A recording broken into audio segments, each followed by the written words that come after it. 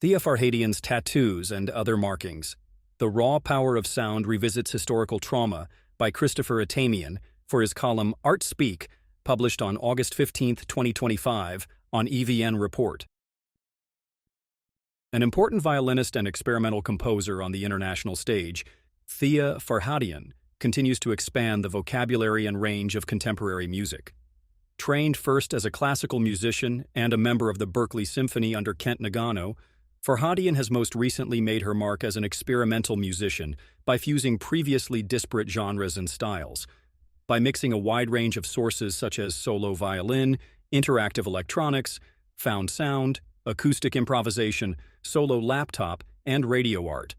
With the maqam-based tonal system of traditional Arabic music and her own Armenian ethno-musical traditions, Farhadian has created a fascinating idiom that speaks to both global contemporary trends as well as her own family history and identity. The composer's latest release, Tattoos and Other Markings, Neon Other Minds music label, is a watershed. Founded in 1993 by Charles Amerkanian and Jim Newman, the Other Minds organization's goal is to champion the most influential contemporary and experimental music being created.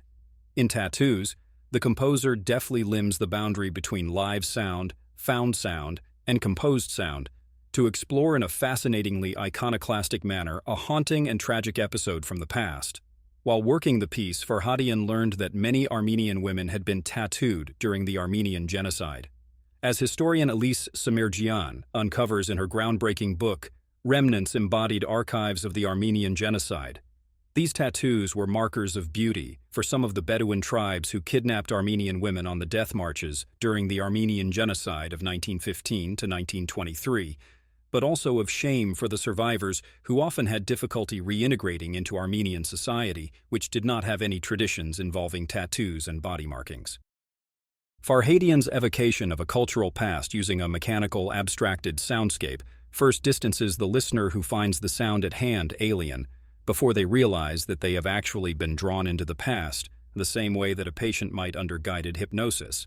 Farhadian approaches trauma through sounds that appear to be similar to the scratching of needles on old-style vinyl records. The introduction of the voice of Komitas Vardabed sends chills down one's spine. The choice of Komitas, the father of Armenian liturgical and folk music who was released from captivity after being deported thanks to the intervention of the American ambassador to the Ottoman Empire, Henry Morgenthau Sr., is doubly relevant today, given the ongoing genocidal onslaught on the Palestinian people in Gaza.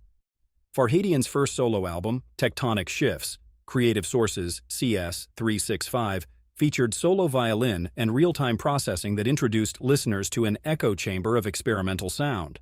Reviewer Massimo Ricci has written, what separates her from the typical tedium-transmitting specimens is the ability to render the most absurd-sounding complications with sensible unambiguity.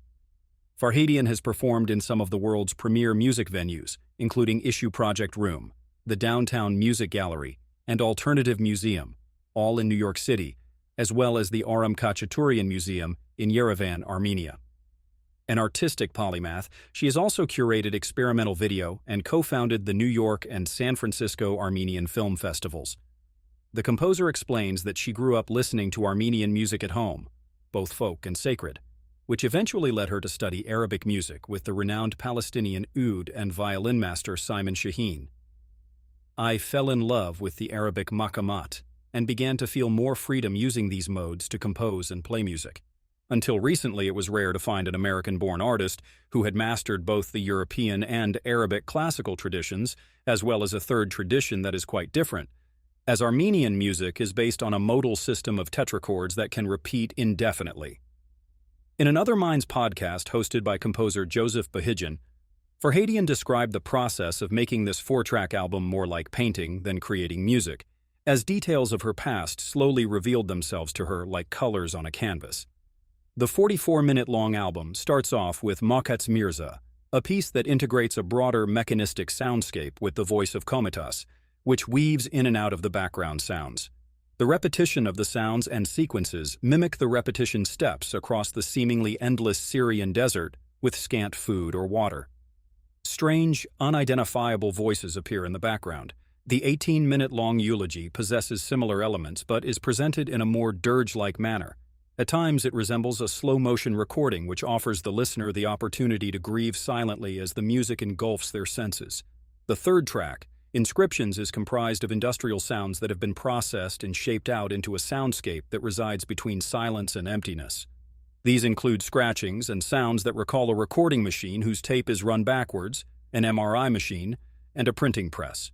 Here, multiple technologies, both advanced and primitive, share a common function of inscribing letters, tattoos, the inside of one's body. Finally, Farhadian's fourth and final track, Gar Uch Gar, There Once Was and There Was Not, bears the title of the traditional opening for Armenian fairy tales and fables. Here, the repeated sounds perhaps stand in for needles tattooing the skin or conversely erasing them. The interstices may mirror the emptiness that the marked women experienced first during their long ordeals of captivity and later when liberated and reintegrated into Armenian communities. Farhadian also included the sound of sand falling on the floor of the Aram Khachaturian Hall, a child reciting a poem in Armenian, a recording of the double reed instrument, the duduk.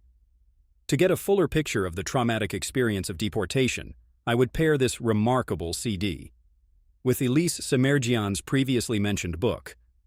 I would also add the work of fine artist Linda Ganjian, whose recent exhibition, Her Mind, a Metropolis at Hudson, New York's Front Row Gallery, mixed traditional Armenian motifs and crafts with designs reminiscent of Art Deco to approach her maternal grandmother's experience of survival. As Farhadian reminds people when discussing the personal odyssey which led to her completing tattoos and other markings, discovering this little-known information was chilling and led her to questions about which cultural narratives are remembered and which are forgotten. In fact, Armenian immigrants to the United States at the turn of the 20th century were made to prove their whiteness in order to be naturalized American, so the notion of tattooing and marking is doubly pregnant with meaning here.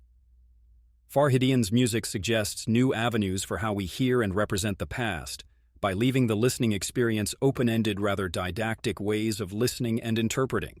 As Liverpool University's James and Constance Alsop Chair of Music Emerita Anahid Kasabian notes, this piece invites listeners to make their own connections among the sounds, welcoming all engagements with it. Aesthetically, the layers and materials are intriguing, but making the links among them is the listener's option. The markings left on these women of 1915 by tattoos may be both psychic and mental. And much like the musical notations that mark a page, they offer new pathways to understanding and even perhaps healing the past.